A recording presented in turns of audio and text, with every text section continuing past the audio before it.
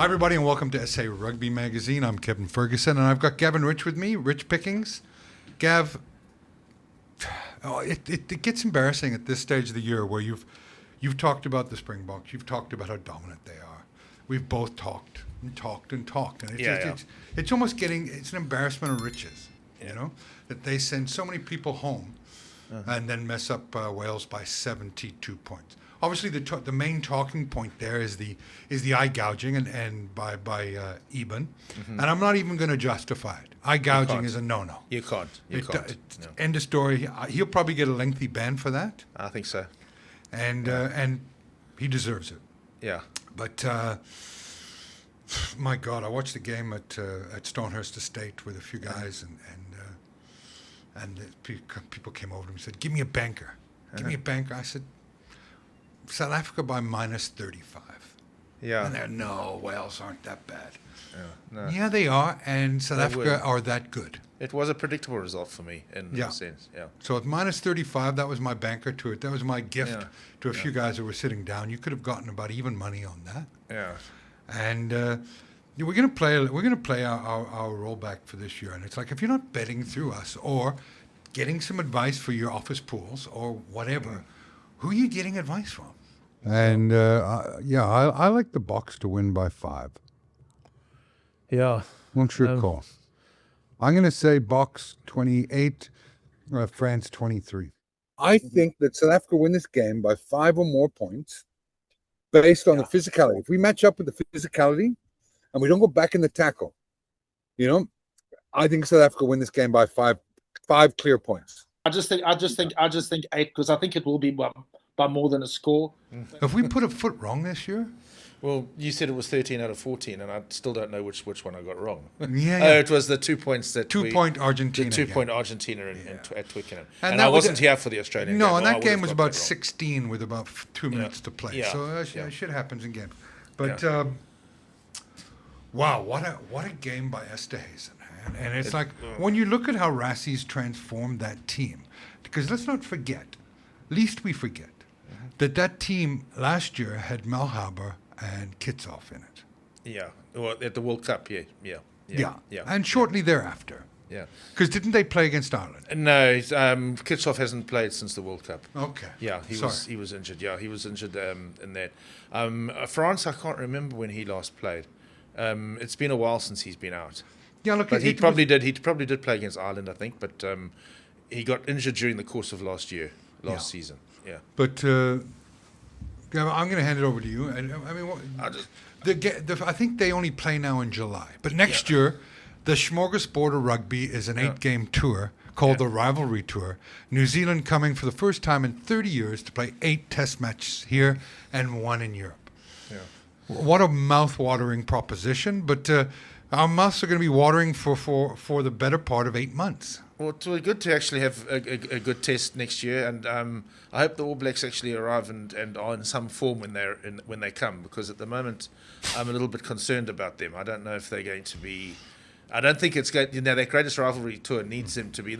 Look, the All Blacks are always strong. I mean, they're a strong team. It's just we're talking about their old aura, which appears to be slipping. We're talking about this last game against in Cardiff. I heard a lot of people sent me WhatsApps on Saturday, and that was a statement performance. By who? New Zealand? No, by Wales. I mean, by South Africa against Wales. Because they won by 73-0. I said no. 72. I said the statement performances were in Ireland, in Dublin, and in France, and in Wellington. Yes, during the course there was of the year. I mean, as a Welshman, my I've got a tattoo of the Welsh dragon here. Yeah. It was itching all game. Yeah. We didn't deserve the right to play in that game. No. We shouldn't have been invited. Well, Sia tried to dress it up with a nice bow and say, that you guys were there in 2015. Yeah. There's been a woman that was hired as the rugby coach. Since she's taken over, we've lost 20-something games. We've beaten Japan twice and lost to every other nation in the world. Absolutely. She shouldn't be there if she's there. I don't even follow Welsh rugby anymore. Yeah, no. Well, I mean, they've got lots of things to sort out there. I mean, it's not related to the national team. I mean, it's just to get that national team strong again, they've got to probably take down the number of regions that are playing. Yeah, and they've got to get rid of the soccer teams, which is taking away. Which isn't going to happen. No, Yeah, which isn't and gonna they've got to happen. become not woke, which Yeah. is they're becoming more Which and more. isn't going to, I mean, let's face it. I mean, the old days. I mean, wasn't the strength of Welsh rugby based around the number of them that came from the coal mines? I mean, am I right? From in the saying that? valleys. From the valleys. I mean, I played So- in Wales, and I hated playing against anybody from the valleys. Yeah. Because you're about to get a deadener, a Yeah. kick into the kidney, a Yeah. punch into the Yeah. It's it was. And it you was, don't have were that hard. anymore. Yeah. Yeah. And in fact, they would used to come into Cardiff and Newport in a big van, fight for Friday, have their Friday fight, and then get back in the van and piss off. Yeah. But I agree with you about Andre Esterhuizen, who was outstanding. I think that he's actually been helped by the fact that he's been playing flank, because Yes. now he gets across that gain line, and it's just like, we've almost got a loose forward playing at And a loose forward who is also a backline player playing at 12. Don't you think his mystique's growing and growing? It is. Yeah. I mean, it's quite late in life. I mean, he's in his 30s, Yeah. and you sort of think, well, why hadn't he made it before? The reason he didn't make it before was because he was only a centre in those Yeah, days, and he was considered playing, only a and he centre. was playing behind Damien Delendi. Yeah. But now he's got this extra role. Yeah. And so he plays more often, and he's really come. And he's always been a really good player. I mean, he has always been a really good player. I mean, I remember when he first started playing for the Sharks years ago. What they do used they to call? talk What's the about word his they next use? Hybrid. Hybrid. Yeah. It He's used to be a hybrid. golf club or Yeah. a car or something. Yeah. Now it's a reference in a rugby. I love it Yeah. because he's one of those guys that when you're looking at the substitutes and you're looking at what could go wrong in a game, a yellow card, which has happened, and red cards more often than not, he's the absolute pencil in. Yeah. And it's like you've got so many players that are playing not in one position for South Africa. They're being coached and trained in that they have to be more versatile and they have to be hybrids. Absolutely. There's a lot. I mean, and there's hybrids within the hybrid. I mean, even the front row, there are quite a few swingers now as well. I mean, guys who can play tight end. And obviously, Jan Hendrik Wessel's never played on this tour. Yeah. Who can play hooker and prop. So that is one of South Africa's Swingers is strengths. not something we would have talked about a little while ago. No, not publicly. It's South African rugby's in rude health at the moment. It's just going to be interesting to see now how franchises do going forward, because with the exception of the Stormers, they're not doing so well. But the players that are coming through, it's a really healthy situation at the moment. And they lost 2 this year, didn't they? Who? The Springboks, yeah. They've lost and to New Zealand. They lost to Australia and New Zealand. Yeah. I mean, both of those were freaky games in a way. I mean, the Boks should have beaten New Zealand in Auckland. We had in Auckland, or was it Eden Garden? Eden Park. Eden Gardens is a that- cricket ground in so what was Kolkata. it? Yeah. In that one game, South Africa were dominant after about 20 minutes. Yeah. And so that was but I hate to go back and say, if. Yeah. That was an anomaly against Yeah. Australia. That's Yeah. the one I say, okay, kick that out. It's like everybody's given a bad day at the office, Yeah. And on Friday, I went to the cricket club. And I got so drunk so quickly, I was kicked out of there. And shit happens. Yeah. You have one bad day at the office, Yeah. all's forgiven. Yeah. We move on. But and that's what happened with South Africa. So when I look, let me ask you this question: just how good is South African rugby out of 100? Give me a rating out of 100. I'd say that they can probably still do a little bit of improvement. So I'd say 90. Yeah. 90 out of 100. Yeah.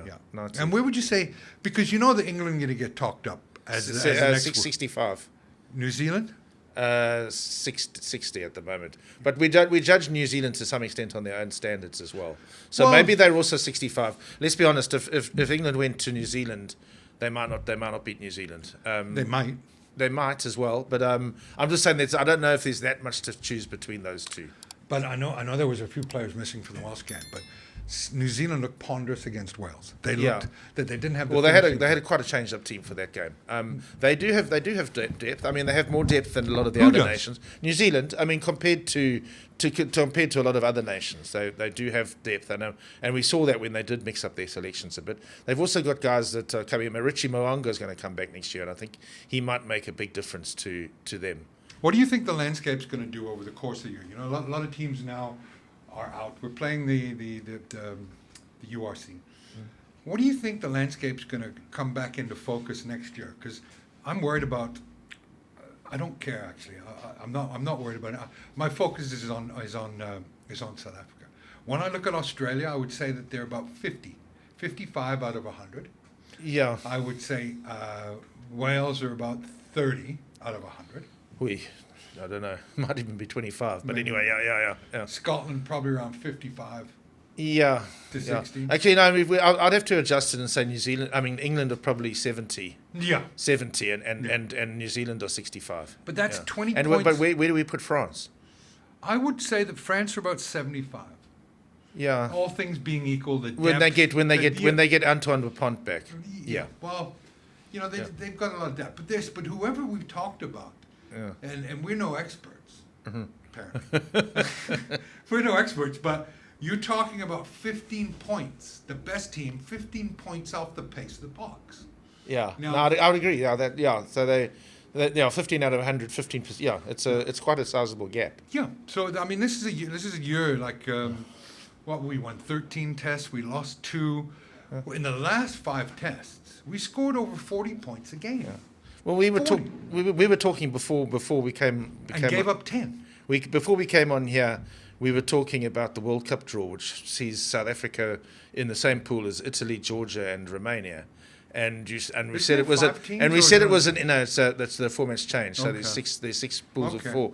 So we're in the same draw there, and I said it's an easy pool.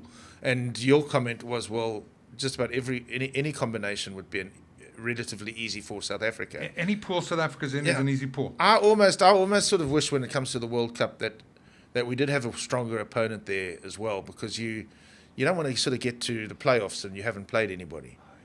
There's always the danger of that. I haven't looked at the betting on the World Cup, but I guarantee you South Africa should be below even money. Yes. Such dominance I haven't seen in any World Cup. In any Well, World we are Cup. still 2 years away from it, so we must be careful of getting too far ahead. And No, we still don't know, I'm not Kevin. gonna- We still don't know. We still don't know. There's some players in that Springbok team who are on the verge of getting to that point where you don't know. I mean, is Peter Steph du Toit going to still be the same player in 2027 that he is now? Depends At the on how moment, he's he's managed. brilliant. Sorry.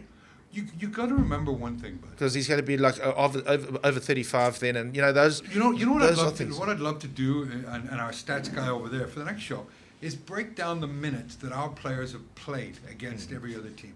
So when you look at New Zealand, how many minutes has this guy played? How many minutes has Steph du Toit played? How many minutes has Damien Delendy played? How many minutes? Because their team minute Rotated. management and rotation has been exemplary because they've got the depth of talent. Yeah.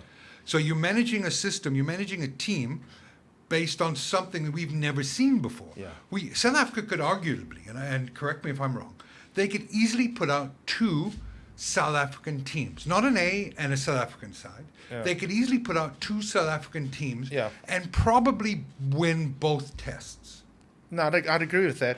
I would agree with that. It's just South Africa versus New Zealand, South Africa versus Australia on a weekend. There's some players who are, I mean, who's indispensable? I mean, every player there will look over his shoulder and say, well, there's somebody who can take my place. Yeah. The only guy who, in my view, is the World Player of the Year, Malcolm Boks.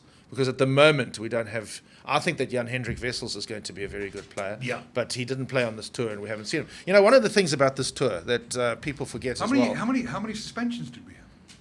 We had suspensions, and we had the injury to Oxenshare, and everybody said, well, we could struggle. We could struggle in the scrums because he's not there. We could struggle in the scrums because Jan-Hendrik Wessels was starting to become an important cog in the machine. What were the scores? Let's just go over it again. The scores. Are we talking about this tour? This tour, yeah. It was 60-something against Japan. It was 32-17 against France, if I remember correctly. Italy was closer, I think. I think it was 32-14, wasn't it? With Italy? Yeah. It was 32-14, but they're playing with 14 men.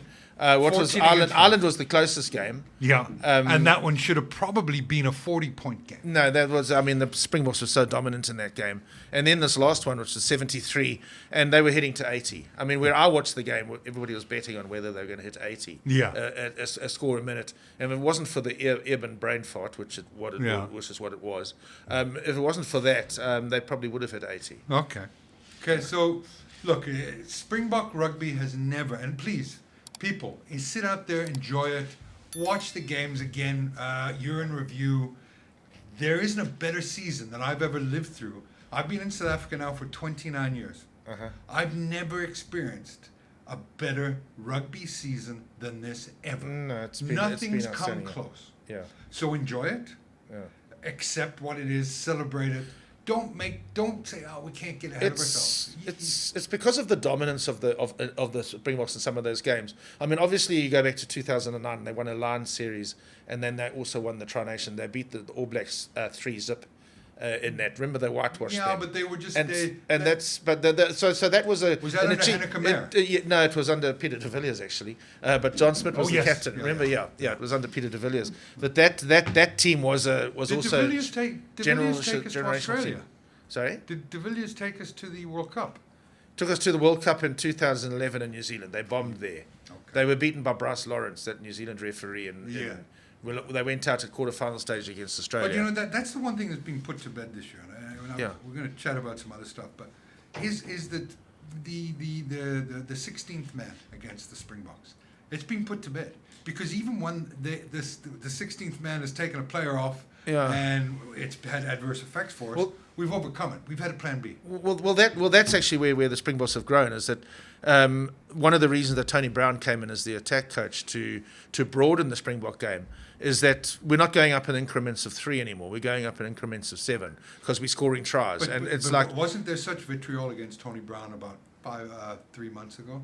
Well, not from me. No, not from me. either. Yeah, No. not from me. But no. I mean, the Springboks have grown their game. The guys who have come in, young guys who have come in. I mean, we forget that Sasha Feinberg Mngomezulu is only 23. That Ethan Hooker, I think, is still only 22. That Kanan Moody is also still very young. We have actually got. So I said just now that I'm a bit concerned that we mustn't hold on to because funnily enough, one of the guys who I think is starting to show a lot of app that I said Urban. One of the guys who is actually showing a bit of wear and tear is Urban. Yeah. And I'm sort of a bit worried that there might be an issue there. You know, there's those headaches that he had when he was at the Sharks. Everybody said, well, it was an excuse not to play.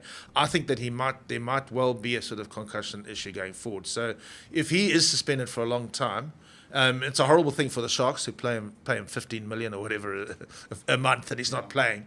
But if he actually takes 6 months to a year off the game out of the game because I think it will be that long.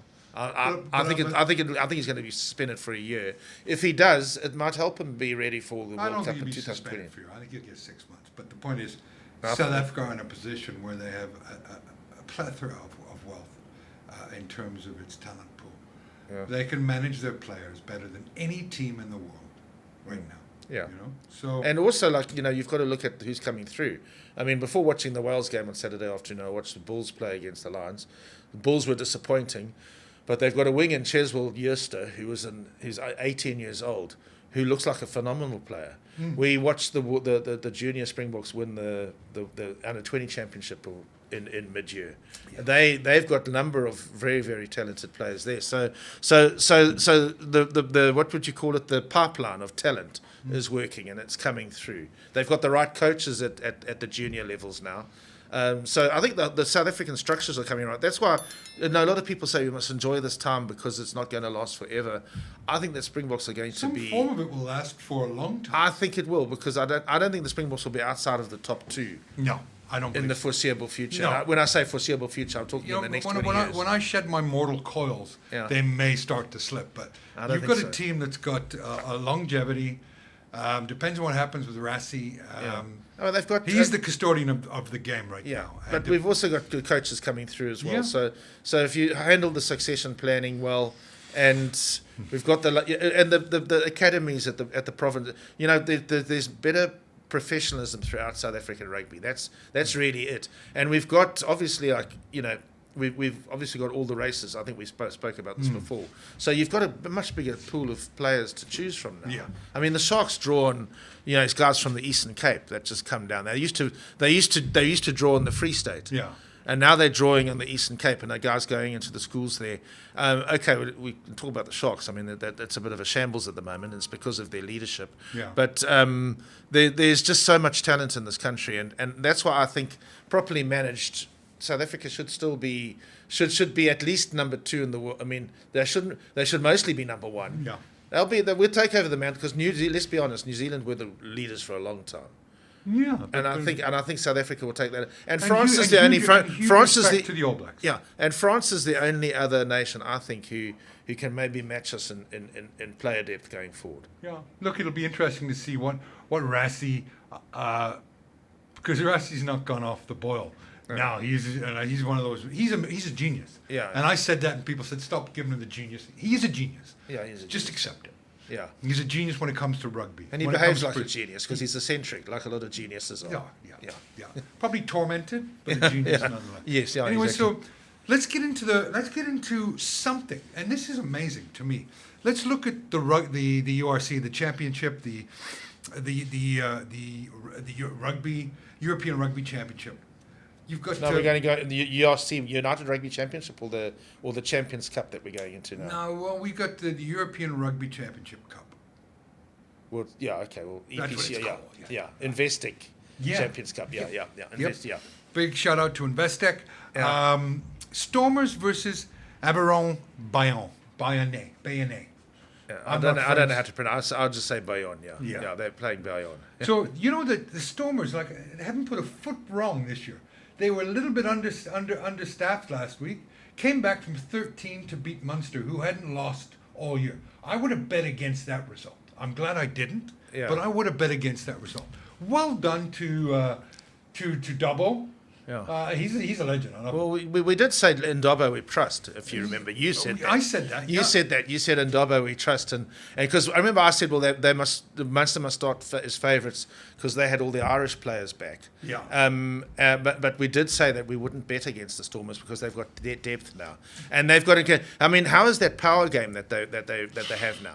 I mean, for a long time it was like the Stormers. They feast on mistakes and You they just hit keep remembering last year, and you think, turnover ball. They're down 13 points, not coming Yeah. back. They're going to Yeah. be there, and they came back, turned that around, and won by 6 points. I think. They were outmuscled in the quarterfinal last year against Glasgow Warriors, and I was very concerned about that. But they've clearly worked on that because now they don't get out. They're outmuscling their opponents. They were so powerful. The forwards were so powerful, and the depth of their forwards is a bit a bit like the Boks in a way. They've got a scrumming culture like the Boks. Yeah. It doesn't matter who they've got in the front row. They dominate opponents, and you've got Zach Porthen, who played played in Cardiff this last weekend for the Springboks, isn't even a first choice player at the Stormers. Yeah. Neil Fisher is the first choice player. Okay. So it's and then we obviously are getting Wilco Low next year, and then you've got Frans Malherbe possibly still to play again. Okay. So it's they've got a heck of a lot of depth. So, but Aveyron Bayonnaise, that's versus Stormers. Stormers are favourite in that game. Are they? Yeah, Okay. 1.8. Do you know? Like Look, toss a coin. Okay, so Kevin, the thing that I've always worried about the Springboks, I mean, the reason that South African teams don't do well in the Champions Cup is because of the logistics, and it's a bit like the French as well. The French always, you don't know what you're going to get from the French, but if you look at the top 14 log, Yeah. you can normally tell who's going to go all out for the Champions Cup, because if the guys are relegation threatened, then it's problematic. How many guys are back for the Stormers from the Springboks? There's just Ben Jason Dixon and Tutuku Machunu, who didn't play for the Boks last Okay. week. So if you- he's if you playing look- his first game after coming from and that Zach Porthen. See, the French have a typical sort of recipe here. It's at home, win by 20 points. Away, lose by 24. At home, win by 20. Away, 40. Yeah. That's what they do. Well, at home, they're a different team. They haven't lost since they lost. They lost to the Bulls in April in the Challenge Cup quarterfinal. Yeah. They have not lost since then at home, but they've a lot of their games they've won in the last minutes apparently. Yeah. Yeah. So what do you look? They're 5th or 6th on the log in the French 14. Yeah, which is actually quite high for them. Yeah. Yeah. But the Stormers, I mean, I wouldn't bet on Well, you this. see, this is the thing, is that the Stormers last year they would have maybe gone more under strength in this game. Yeah. Because they've got to come back next week and play Well, against they La could Rochelle. they could sneak one as a favourite But here. now they can go all out because they're top of the log in the URC. Yeah. So unlike the Sharks and the Bulls, Yeah. who have to worry about the URC Yeah. because they're in a difficult position now, and they're playing each other in a big derby. Isn't the Stormers' next game against the Lions? The Stormers, well, they come back and they play in Quebec next week in the Champions Cup, but the next URC game is against the Lions. Yeah. So they don't. I mean, and playing against the Lions, they'll be strong favourites. So Yeah. so they can actually go all out in these two games. Yeah. Whereas the other two teams, the Sharks and the Bulls, it's more difficult for them because let's take the Bulls for instance. They play this week against Bordeaux, who are the champions in the competition. If they've got to win that game because their next game is against Northampton in Northampton. And the problem with that, Kevin, is that it's on a Sunday. It's next Sunday. And then 6 days later, they're playing against the Sharks in Durban in a URC game. And you see, that's the problem, is that you can't... a South African team can't go full strength overseas if they are worried about what's going to happen in the URC. And they do need to worry because they lost to the Lions last week. The Bulls have been disappointing so far this season. So they... Especially under Ackerman. I thought he would Well, it's maybe it's because it's new. Maybe he needs a bedding in period. And he played a very weird team against the Lions. I mean, he didn't play his experience. They were still experienced. I know he didn't have his box, but he still had some experienced players. Well done to the Lions last week. I mean, they were very good. You called it. You said they wouldn't lose by 11 or more. Yeah. I said that. That's it. I said the bookies had it wrong. I said the bookies have it wrong. I never said that they would win, but I said they could win, and I said that it's the bookies have that wrong. So they're always quite close games, and particularly when the Bulls were under strength. So the Bulls like against Bordeaux, they need to win that game. Yeah. Because they can't win against Bordeaux. They need to win against Bordeaux if they're going to have any chance in the Champions Cup. Yes, if they're going to have any chance in the Champions Cup. For the Bulls, though? They might be. Well, that's the thing. So they've got to win. So they've got to win because Ackerman won't take those guys to Northampton next week. He'll leave them here to prepare for the Sharks in the URC. Okay. Which would be the right call. So the Bulls need to win if they're going to have any chance. You need to get a good start in this competition. You have to win your home games. Yeah. That's in the pool phase, and that's the important thing. So the Stormers, I think the Stormers have a very I mean, I'm not surprised that they're favourites because whilst they don't have all their box back, they don't have Damian Willemse, they don't have Bordeaux 6 behind Aveyron. Yeah. No. Yeah. Okay. Bordeaux are 6, but Kevin, you need to take into account that they've just lost 2 in a row. Bordeaux have just lost 2 in a row, and the reason they lost 2 in a row is they didn't have their French players, their international players. No, they'll have them back. If Bordeaux come to Pretoria with French international players, and when we talk about Bordeaux, we're talking about I can never pronounce his name, but that guy who was up for the World Player of the Year on the wing, Barret, whatever. And then you've got Pinot on the other wing. Yeah. You've got Jalibert at fly half. You've got Luku at scrum half. That French side has got incredible amount of depth when it comes to French international players who won't have forgotten Paris, in the sense that those guys will want to prove a point against South Africans, having been beaten by South Africa in Paris a couple of weeks ago. So that's the danger for the Bulls. There's going to be a lot of motivation, I think, from Bordeaux. They haven't done that well in the top 14 so far, but they are the champions of Europe, and they'll be coming out here not wanting to drop a game. The Stormers, I think, have a very good chance just because they're playing against a team that they won't. I mean, Bayonne won't be motivated by anything that's happened to France because they've got probably more Argentinian international players than they've got French international players. They've got Reece Hodge, who's an Australian. Herschel Janschis, who's of course was a Springbok. He's certainly not going to be going out to prove a point for France. He'll be wanting to prove some other point, earn his money. Yeah. So the Stormers have a really. I think they've got a really good chance on Friday night. I don't think there's as much pressure on them either because they're coming back the following week to play against La Rochelle. There's a lot of pressure on the Bulls. I do think the Bulls will galvanize and win this game. I don't know. I don't. You sure. Don't. You know. I got. One of us got to call it. We can't sit on the fence.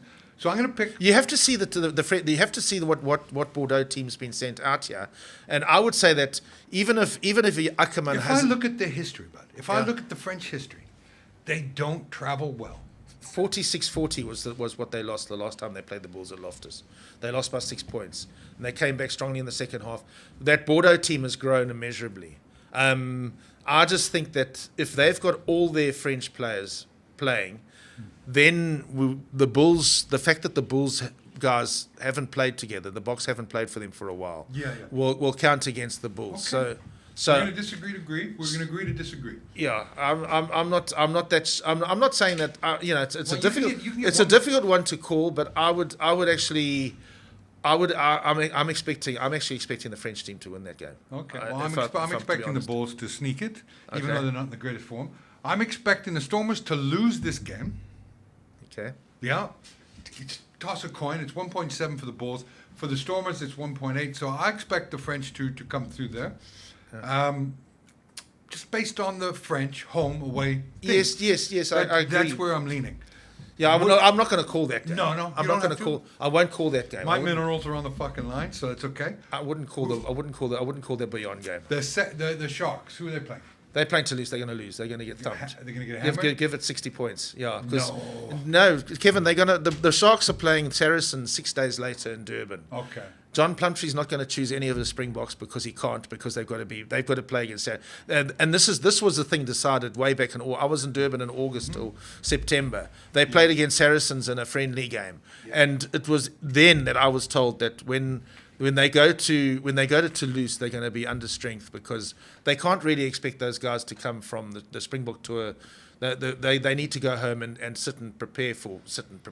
They need to prepare for Saracens. So if you go in under strength against Toulouse, then we still got to see the Sharks team. There might be a couple of Springboks in that team, but I don't expect. I don't expect. You know what the problem? You know what the Sharks' problem is, Kevin, is that they've got a coach who already knows he's not the coach at the end of the season. But that's what.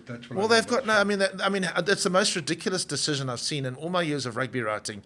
Is okay, we need to make a statement. So it's at the end of October now, in a season that's going to end in June, and we're going to make the announcement that John Plumtree isn't going to be the coach next year. Yeah. So how must John Plumtree feel about that? I mean, he must just feel humiliated.